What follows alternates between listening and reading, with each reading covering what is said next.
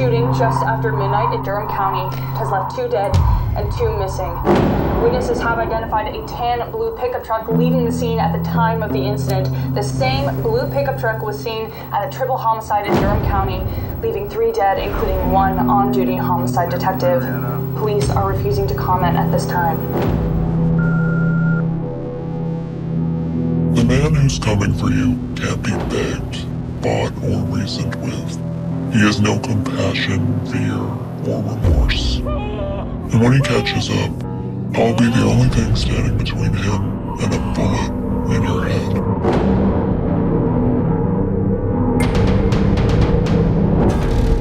You're a lunatic, you know that? You better fix his ass!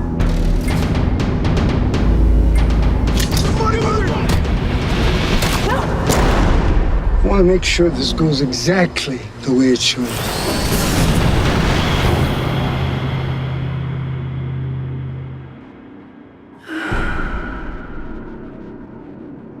Hey everyone, I'm here with Luke Robinson and Craig Lobo of Panic Button Films, and we're going to talk about this amazing movie that just came out. It's called Dangerous Rumors.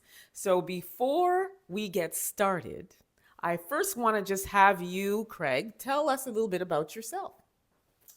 Thank you, Emma. My name is Craig Lobo, and I'm the writer and director of Dangerous Rumors. I'm also one of the founders of Panic Button Films. And I've been working in film since 2014, so just over 10 years now, as a writer and a producer and a director. And Luke? So I am a producer with Panic Button Films. I work as an actor on this film. I've been acting professionally since about 2017, but I started acting in community theater back when I was like 17 years old, so I've been doing it for over 20 years. Wow. Okay, so let's get into this film because it is kind of like a thriller, suspense. I mean, it keeps you on the edge of your chair. Mm-hmm. Tell us the inspiration of this film. So I wrote this film back in 2017, 2018. So about 8 years ago now. And the inspiration for it really came from a personal experience I had. Trusting someone and having an image of them in my mind, and then coming to find out later that that was completely not the person that they were. We can all relate to that. Mm-hmm. And so out of that came the character of Christine, which is actually the lead character in this film, what this film revolves around. And that, I would say, is the inspiration of the film. Just, underestimating somebody based on their appearance, and forming that opinion. And then the film really tries to get that message across that that can be a big mistake. Ooh, that sounds so ominous. As Craig's explaining that, I'm reflecting on the film, and I'm seeing kind of like the layers at which that mistrusting somebody or misplaced trust, not necessarily mistrusting somebody, but kind of misjudging, that's a better way of saying, absolutely. So there's the misjudging of Christine because she comes across as one thing and then you see that she's something else. The way that I wrote it, it was a very important aspect to have layers in those characters, for them not just to be stereotypes or something that's gonna like the audience has seen before. All these characters, they have a backstory. They come from a certain place, and that has formed who they are. Mm-hmm. And the way we dress the characters and the way they first appear is very different than how they, how it kind of plays out when you follow the film through to the end. So without giving us too much of spoilers, what's the overall premise of this film, and where did it take place? Like, where was it filmed? So the film is 100% shot in Toronto, in the GTA area. So when I say GTA, so that's Toronto downtown. We shot there, but we also shot in the Durham region, which is where both me and Luke grew up. So that's Pickering, Ajax, Oshawa, Whitby. Yeah. And that was my, that was one of the big things I wanted to do in telling the story, is to really put a spotlight on Toronto, and not cheat it for New York or Los Angeles or somewhere else. Like, this takes place in Toronto, in Canada, like putting a spotlight on filmmaking in Canada, actors in Canada, just artists in general, and showing that, for people that are young aspiring actors and filmmakers, like, we make movies here. We make good movies. We here. have it going on here. We got stories to tell. We have stories We to have tell. stories to tell. Yeah. Exactly. And what's the premise of this movie? So the premise is, so it takes place actually in the 90s. Oh wow, interesting. Yeah, so it's not set in present day. It takes place in the late 90s in Toronto, and where crime is at its peak, and the city is ruled by Jimmy Marconi, who is the he's a criminal crime boss that kind of rules the city with an iron fist. And Malcolm's character works for Jimmy, as well as a lot of the other nefarious figures in the film. And the story is that essentially there's some money that goes missing that belongs to Jimmy, and it ends up in the hands of someone you may not expect, and he will stop at nothing to track them down and get. And this is the mother and the child. That's correct. Yes. So that is so interesting, because you would never think it would be the mom and the child that ends up being the one that he will stop at nothing to get to, right? Mm-hmm. So let's talk about this. The challenges of making films in Toronto, the challenges of making films as a Black person, brown person, and the challenges that you face. Because I do know some people that are in the industry, and I've actually even covered one filmmaker who said that the difference in even just getting funding for the films is just apples and oranges. And sometimes you see films that are filmed by other races of people, and you look at the film and you're wondering how did you pull this off? Because it's might be mediocre at best. Yeah. So talk about some of the challenges that you face. I'll start with you, Luke. So I mean, funding for films, funding for arts in Canada is difficult across the board. But I do think that there's definitely people holding keys to doors, gatekeepers that may gravitate to helping people of their own community more so than helping people of the Black community or the brown colored community, people of color. So if it's hard to begin with, then being a person of color adds a layer of difficulty to it. You know what I mean? More doors closed than open. So there's that, but also just opportunities as a Black actor. There's not as many. It is getting better. The industry is opening up, and they're really asking for people of color and that kind of thing. But even just finding stories that finding stories that you want to be a part of telling, right? Because there's some things that as an actor, I don't want to be involved in if they're shining a specific light on the Black community. You know what I mean? There's a lot of stereotypes that are perpetuated through storytelling.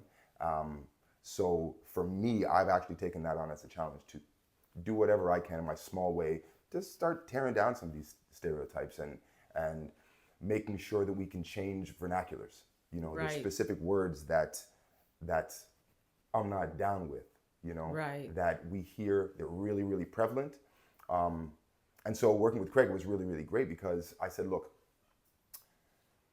it's common to hear this word thrown around a lot, but it's something that is really, really sensitive to me. So Craig and I had a conversation. Yeah. And the N-word is the one I'm talking about, quite obviously. It's a term that we need should to lay never to rest. use. Absolutely. Correct. We need to lay that to rest. We haven't I agree. reclaimed it. We haven't flipped it. We haven't done none of that stuff. I totally agree with you. It's offensive. So one of Craig's biggest influences would be Tarantino, right? Tarantino takes a hold of that word and runs with it. Now, different climate, different actors, but I said with Craig, I said, listen, there's one specific way I'd be okay with saying that word. And it was, and you'll see, I believe I only say it once. And I'm referring to my partner. He's actually a white man. Oh, that's different. Right? That's a different spin, yes. Right? So, and I did say it with a soft R. But the point for me was that, you know, if I have an opportunity, if there's a platform that I have an opportunity to speak, there's things that I want to say, things that I don't want to say, things that I want to be associated with, things that I don't want to be associated with. And so Craig was really, really open and sensitive to that, and he understood what I was talking about, and he said, yeah, we need to be sensitive to that. And so how you're comfortable saying it, that can work for what we're doing. And I said, if that can work for what we're doing from your perspective, I can compromise and bend in that regard, and we can get that scene done. We found a middle ground in where it works both like emotionally, you know, for what it represents to Luke, but also creatively for what it represents in the film, and communicating that relationship between himself and the other actor, who's sort of like his brother in the movie, right? And so that's how we came to that. But I think even for me, what's a better example of like storytelling in this film that is very contrary to what you would see in terms of the perpetuating stereotypes for Black people. Okay, so now, just not too long ago, I covered a story with Clifton Powell, the actor Clifton Powell. And he was talking about racism and colorism in the industry. And he was talking about going way back to when he was working on New York Undercover. I don't know if you remember that Of show course. with Malik Yoba. Yeah. And he was up for a role separate from New York Undercover. And what had happened was whoever was involved, the producer or whatever, said to him, we don't want him because he's too dark and I feel like he'll scare people. Wild. Yes. So within the racism, there's also colorism. And when you think back to those days, somebody with a darker complexion wouldn't really get the job. Absolutely. The fact that Malik Yoba even had the job back in that day was unheard of. Yeah. Right. But then you had the Wesley Snipes who then kind of started to change things. And then you had Idris Elba came on deck and Morris Chestnut and Taye Diggs. So then we started to see a shift in the, you know, the complexion of the actors that they would be interested, you know, that kind of moved away from the Shamar Moore and the Boris Kojo and the Michael Ealy. All of a sudden we started to see a shift. Have you ever gone through that as an actor where they were like, oh, we need somebody who's a little lighter or a little darker or any of those kinds of like colorism / racism situations? For me, I don't think that it would have been I might have got an opportunity for being lighter than other people. I think that might have worked in my favor. Yes. But I could see, you know, I'm well and locked. You know, I'm well and locked, and I think that maybe that might have, perhaps some people might have looked at that and gone, "Is that tame enough?" You know.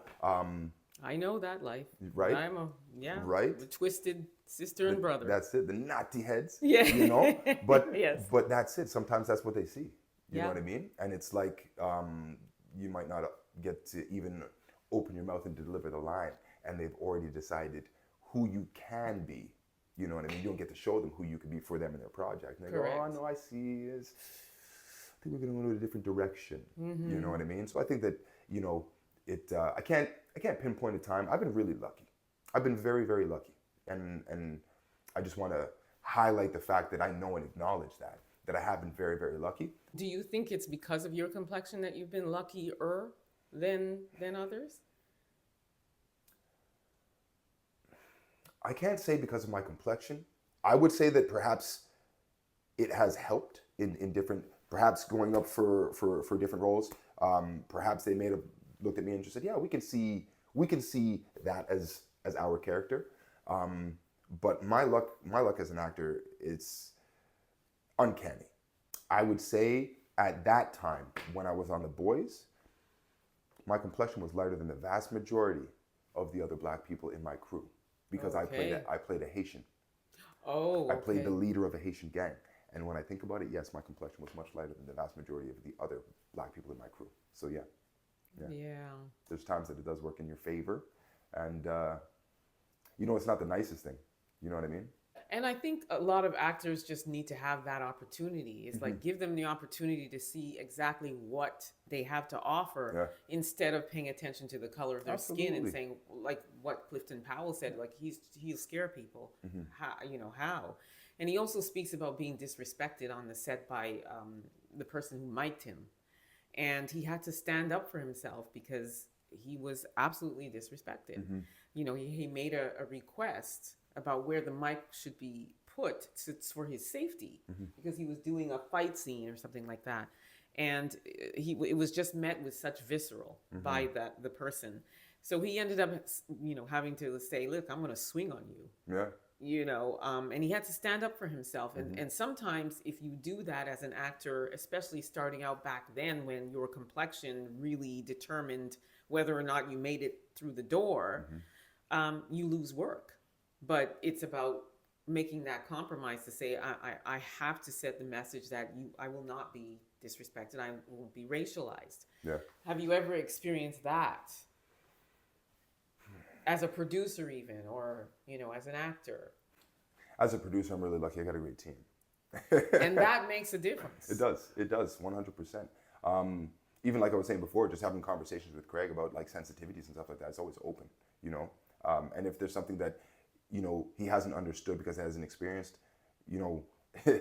it's a big deal for him. Oh, no, like we need to either put this into the script, take this out of the script, like he gets it.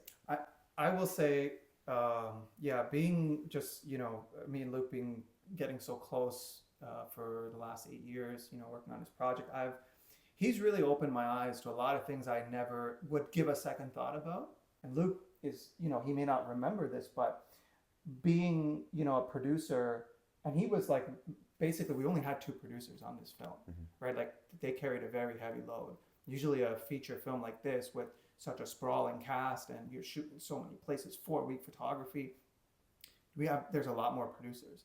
But with the limitations of our budget, we, had to rely so heavily on Luke. He was on set every day because I had my hands full with directing, right? And you're carrying such a big responsibility.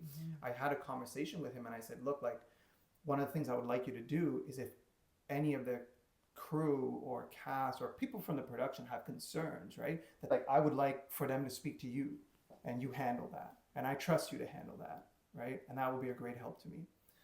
A lot of those individuals bypassed him when they had concerns. They never went to him through it. And it ended up just coming back to me anyways. And it was honestly like it was one of the worst days on set I remember when multiple individuals bypassed him and just I was being bombarded with all these concerns or issues that had nothing to do creatively with directing the film. And I think that was one of the big things that was very surprising to me, is that because he did such an amazing job and is so capable. And we had many conversations about trying to figure out why that happened. Like why, because he's clearly noted as the producer on the film, right? Everyone recognized that. He was on set. Even when we weren't filming, he was taking care and managing so many different aspects of the production. But they would never, most of them bypassed. That's very telling, right? There obviously was your race played a role in why they didn't feel like they wanted that I had the potential or authority or it was whatever else. That whole stereotype. It was that prejudice, right? And that's obvious. So that comes to mind for me for the great question you asked him. As a producer, What do you think about, one of the things I said when I covered the story with Clifton Powell is I said the importance of having like a Tyler Perry, how he built his own compound, his own production company, hire his people that look like him, like black people, black production, giving people jobs. Do you think that's important for us, people, black, brown, in this world of, I think even in Canada, the arts in general are not supported. Absolutely. Like musicians, you name it. Especially up here in Canada. Yeah, it's not supported. So do you think something like that would help us? Absolutely. I think This film is a perfect example of that. And Luke, being a producer on the project and being part of Panic Button Films and the relationship we have, has had such an enormous impact in exactly what you're talking about. Because, and I'll give the example, our lead, one of our co-leads in this film, a female lead, who's played by Lindora, who's right up there. So that part in the script originally was actually written for a white woman. That was the character. And we auditioned 60, 70 individuals for that part, like actors. Some of them very talented. Some of them even read with the lead of our film, right? Like, but we had it was such a difficult thing trying to find the right person. It wasn't working. And then Luke, being a confidant of mine, someone I trust creatively, professionally, I shared, our challenges with him as a producer, and I said, I would love your feedback, I'd love your advice. Like, what do you think? What do you think we're doing wrong here? And he said to me, he's like, well, Craig, have you ever considered that this character could be played by a Black woman?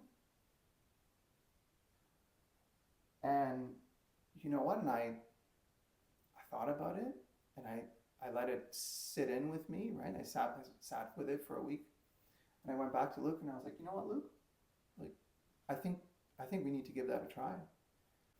And we switched the auditions actually to open up that possibility for casting.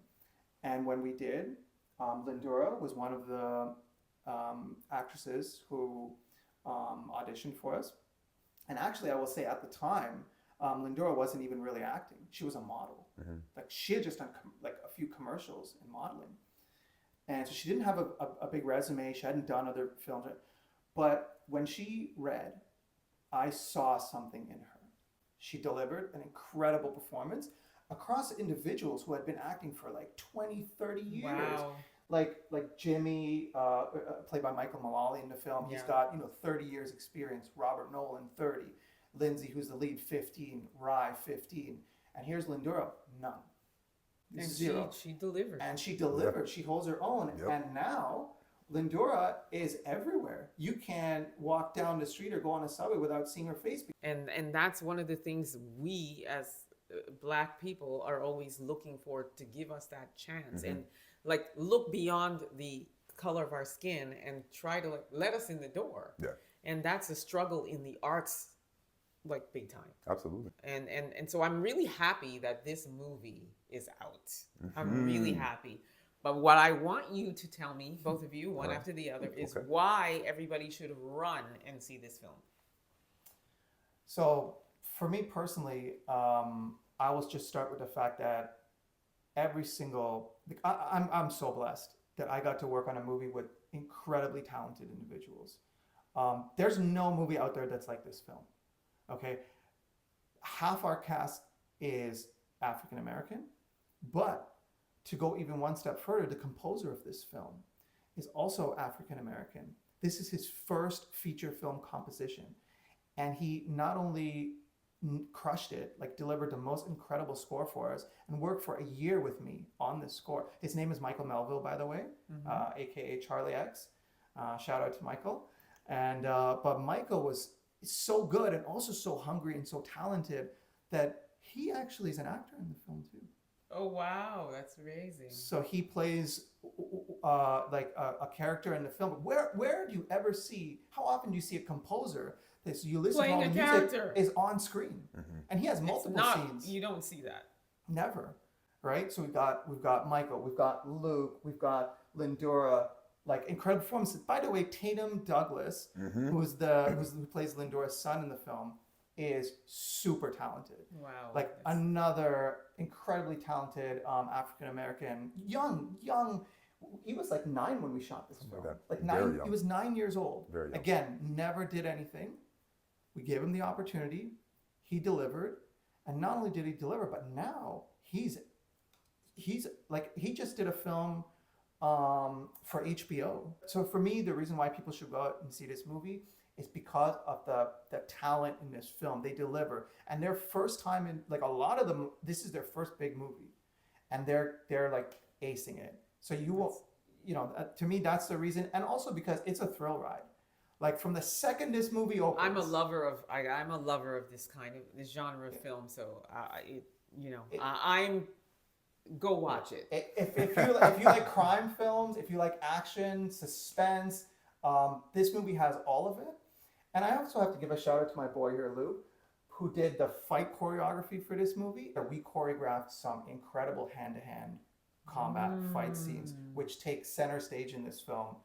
And I think that's just another cherry on the top. So yeah, I don't know, Luke. Listen, if you like cars, we've got some amazing cars in this film. You're gonna love the cars. If you love heist movies, you're gonna love this. If you love action suspense, you're gonna love this. If you like fight choreo in action sequences, they're absolutely amazing. Like Craig said, we choreographed them ourselves. I'm very, very proud of them. But it's a roller coaster ride, you know, and it'll hit you in the feels at some points as well, because I mean, Craig's such a great writer. He doesn't just give you the action and just kind of excite you. You know what I mean? He gives you the action when you need to be excited. He brings it down, has you listen, you know what I mean? Draws you in. Guys, it's an amazing film and you're gonna love it. The movie has a soul, and a lot of characters like Luke and Tatum and Lindora, they're the soul of this film. Like, I love that. They bring the heart out in the movie, and it's such a beautiful like juxtaposition between that and the gangsters, like the gangsters that run, you know, run the town, run like everything, and that clash is where like all of the drama comes from. So yeah, I would say like go out and watch the movie. It'll be we sold out every show that we did. Oh, that's amazing. We had two. So we won the best film at San Francisco. We opened the Fort Lauderdale Film Festival. We sold out every Canadian screening we had. Oh, that's amazing. In the theater. So this movie did, like, everyone that came out was very satisfied with their experience. Yeah. So, as we said, Dangerous Rumors. You guys got to go see it. It is a great film. You will not be disappointed. Any final words? Emma, thank you for your time. Thank you for the platform to speak and to promote and explain a little bit about the film that both Craig and I are so passionate about, that we put so much of our life into and our passion into. Thank you so much. Yeah, thank you. It took us 5 years to get this movie from, you know, script to screen. 5 years. It is work. It is work. It's a lot of work. And so like for us, what would make us most happy is like just to be able to share it with people, you know, like, and yeah, so like you said, it's on Amazon, just go rent it. I'm sure, you know, there's going to be a link or somewhere easy that they can access it, but that would just make us the most happy, is getting this film in front of people so they can see all the hard work that everyone's done on it. And also, again, like Luke said, would not be possible without this opportunity. So thank you for taking the time to chat with us. Listen, I'm a lover of the arts, and being here in Canada, as I always speak about, it's very difficult to get the amount of support and funding. So everybody needs to run, see this, support this film, Dangerous Rumors. You will not be disappointed.